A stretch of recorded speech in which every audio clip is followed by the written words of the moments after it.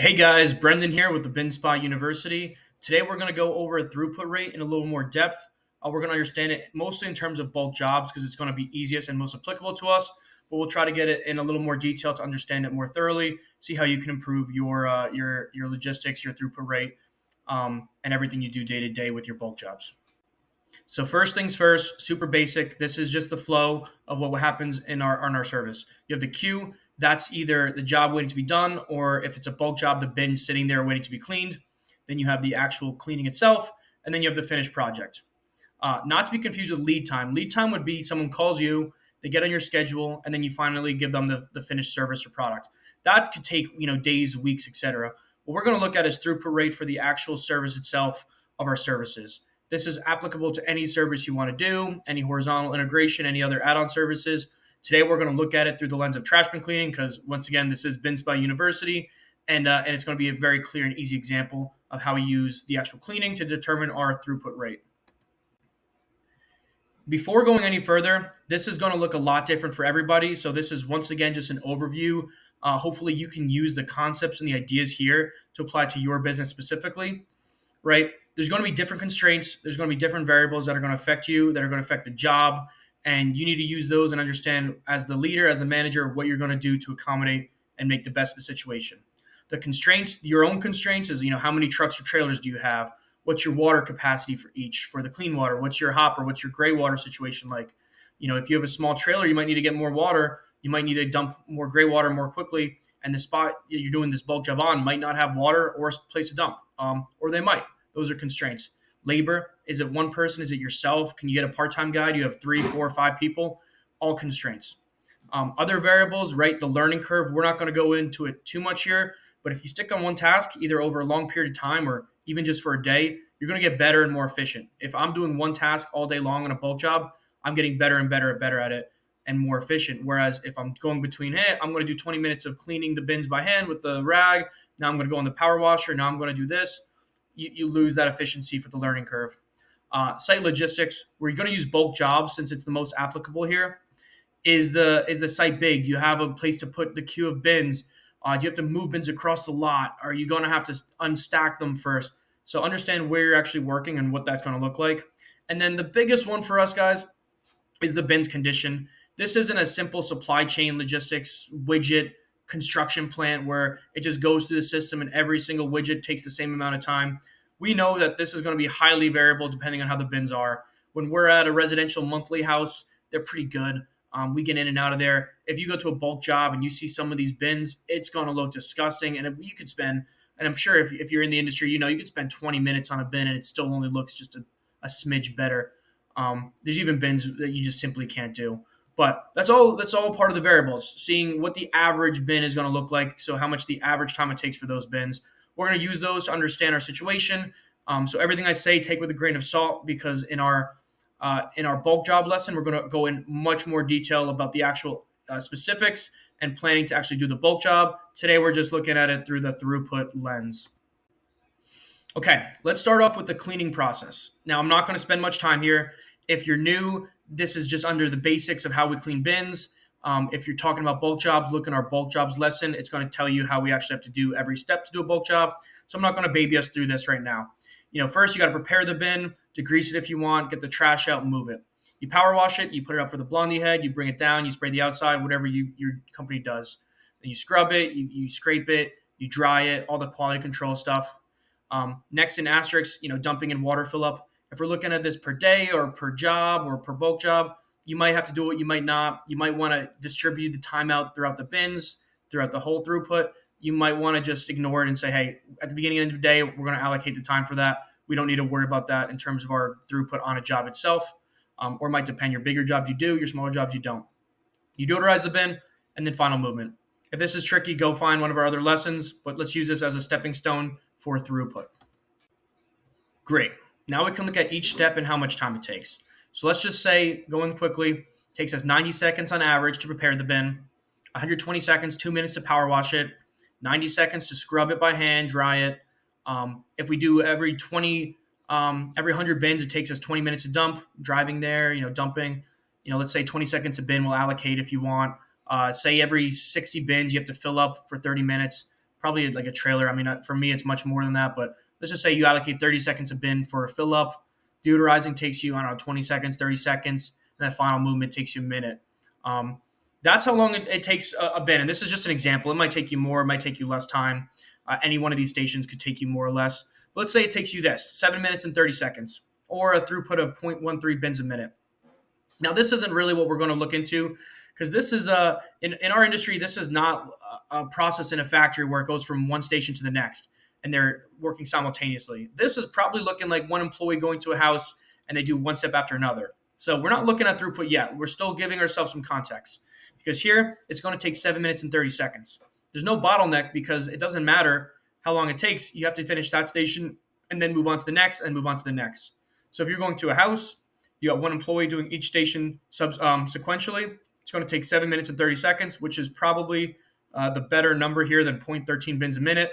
It's probably not very relevant as a leader or decision maker. But let's use that. Let's use those numbers, and now we'll see in a bulk job how we're going to look at this through throughput as well.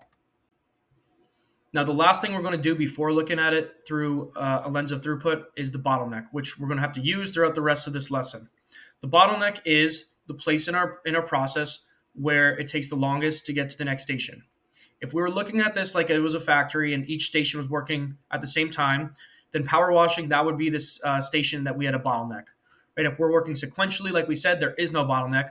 But let's look and say, okay, that's going to take 2 minutes. Every other station takes 90 seconds at most. That would, if we had someone working on each station at the same time, that would be our bottleneck. For us, that's not going to happen. Let's see how that bottleneck now affects what we're going to do with deciding on improving our throughput rate going forward. So now we're finally at a place where we're looking at this in terms of things happening at the same time. And for that to happen, most likely you need more than one employee, or else you're just going to do one thing after another. This is a service. This isn't a factory. So now we're having a 2-station cleaning here in our system. So you have station 1 or employee 1, and they're, let's say, doing the preparation and the power washing. So their station takes 3.5 minutes to do a bin. Employee 2 is taking care of all the rest. They're scrubbing it, they're drying it, they're deodorizing it, they're moving it to the final location, throwing a sticker on, let's say, and they're taking 3 minutes. Great. So now we finally have a thing where 2 things are going on at the same time, and we have a system. So right now, since station 1 is taking 3.5 minutes and station 2 is taking 3 minutes, station 1 is now our bottleneck. They're what's slowing down the system, and we can only go as fast as they're working. So if we do 1 bin divided by 3.5 minutes, we see our throughput is 0.285 bins a minute, whereas station 2 is 0.33 bins a minute. That means our throughput for this whole system is 0.285 bins per minute, because our bottleneck is 0.285. That means no matter how much better employee 2 gets right now, it's not going to fix the system.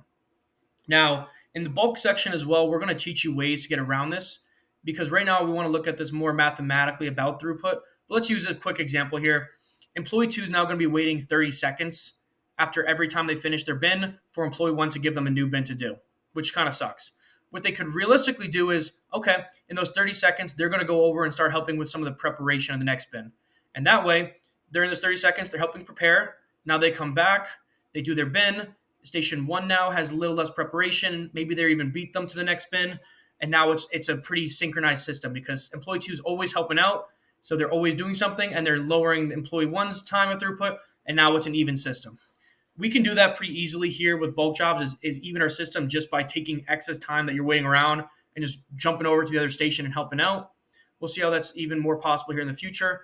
But let's go back to our bottleneck and say, okay, employee 1's the bottleneck. Let's pretend for a second that employee 2 is not going to go help them every 30 seconds or for 30 seconds every time they finish. Say, how do we improve our bottleneck? And the bigger the system, the bigger the bulk jobs, the more moving parts, that's what we're going to have to fix to be more efficient. So how do we improve a bottleneck? Well, we got to make it more efficient. 1, could we add an employee here? Could labor help? In our situation for bin cleaning, probably not. That's the person doing the power washing. And if the truck is really just someone operating levers, another person operating the same levers isn't going to make it faster. It's probably still a 1-person job for that 1 truck. So labor is probably not going to work. Could we increase technology? Sure. I mean, you could upgrade your truck, upgrade your blondie head, upgrade your equipment, get a dual hopper instead of a single hopper. Those things could, of course, do it. Is that realistic? Maybe, maybe not. And then the obvious one is also just get another truck or trailer instead of just improving the one you have. Also, could be feasible, could not be feasible. So if you say, well, employee won't help, and I really don't have the funds to get another truck or trailer or to improve my current one, well, this is your system, and this is going to be your constraint. And you just got to understand that, okay, that's the best we can get. The only way to improve this is maybe making preparation quicker, having employee to help, or figuring out a way to make the power washing quicker just by better techniques or better wand or whatever you want to do. That's what we want to do. Let's say we do have another truck. All right, that's our bottleneck. The next section is what we do in my company is we're going to find another truck or trailer. We're going to allocate it to help this day and fix this bottleneck. Awesome. So now we see on the left, we have two stations here that are preparation and power washing. Just like the last one, they're the exact same station, but we have a truck and an employee for each one. So now employee one on his truck can do the same 3.5 minutes it takes him to do a bin. And then the next employee has another truck or trailer, same exact thing. In every 3.5 minutes, he's doing a bin. So together, they're doing 2 bins every 3.5 minutes, or now the throughput would be 0.57 bins a minute. Whereas you still have the same person now scrubbing and scraping at 0.33 as a throughput. Every 3 minutes, they get 1 bin done. They're struggling now. They're getting overwhelmed because if they're getting 0.33 bins a minute, they're completing 0.33 bins a minute, but they're getting 0.57 bins a minute. That means they're going to have a surplus now of 0.24 bins a minute, and they're going to be just waiting around, waiting to get cleaned.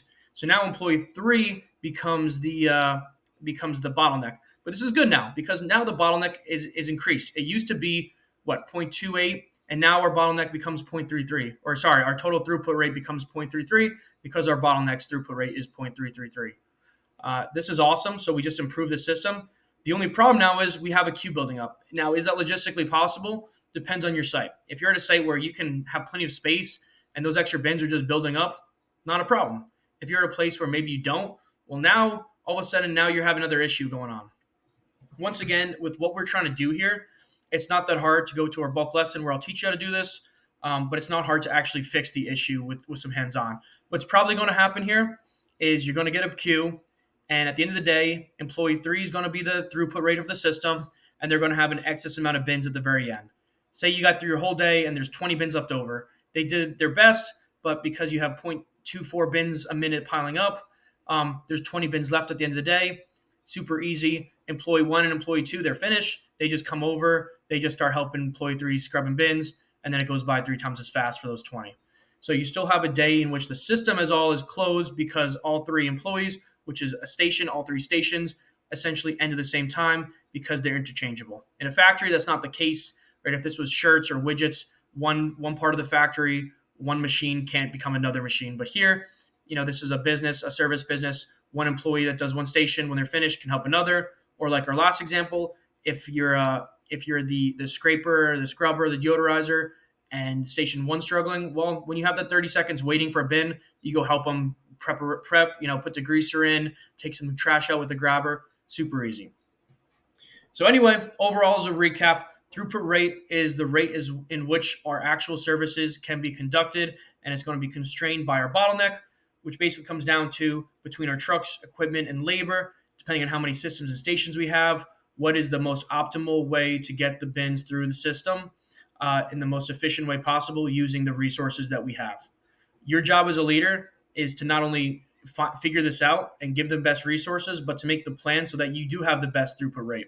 A good throughput rate is going to do a lot of things for you. One, it's going to get you more bins in a day. If you're at a bulk job where you have bins left over, that's not good. We should be getting as much as possible. If you're at a bulk job where you're going to be done in 5-6 hours, well, still the quicker you're done, the more time you have for other jobs. Or we're human beings, the quicker you and your team can go home and enjoy the day and make everyone happy. That goes into our human resources, right? No matter how you look at it, this is going to be important, and you want to be as efficient as possible. As a leader, understand what throughput is, understand how to calculate it, map out your systems, and that way when you do get a bulk job, you plan, you prepare, you get the bulk job ready to go, and you maximize your throughput efficiency the entire day. Hope this helps. If you guys have any questions, we're going to have a forum and put this all in a discussion below, and I'd love to hear your thoughts on what you guys do to improve your throughput for your bulk jobs as well. You'll have a great day.